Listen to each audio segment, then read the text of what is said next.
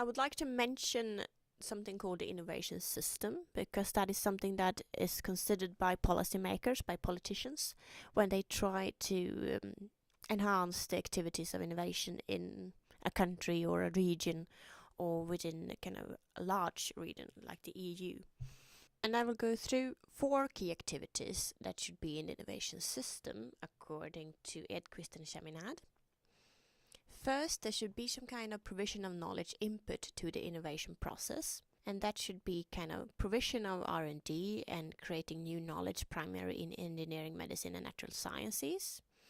It should be something that is competence building, educating and training the labor force, perhaps for innovation and R&D activities. Then there should be some demand side activities. That could be formation of new product markets, or it could be articulation of quality requirements from the demand side with regard to new products. Then the system should provide constituents for systems of innovation, that is SE. It could create and change organizations that's needed for developing new fields of innovations. For example, enhancing entrepreneurship to create new firms in entrepreneurship, to diversify existing firms, and create new research organizations, policy agencies, and so on. It could be networking through markets and other mechanisms, including interactive learning between different organizations that's involved in innovation processes.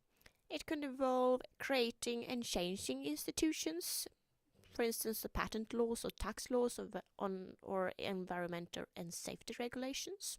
And thirdly, there should be some kind of support services for innovating firm, incubating activities such as providing access to facilitate and administrative support for innovating efforts, and innovation here at Uppsala is one example of that kind of incubator. I just want to briefly mention that for you guys. Then the politicians often talk about the triple helix, and that is collaboration between 3 different entities: the industry, the public sector or government, and the universities. And there is a lot of projects going on where efforts are being made to kind of bring these 3 together so that they would cooperate, and the idea is that that would lead to innovation. There's also something called the quadruple helix, where they realize that, okay, we forgot society.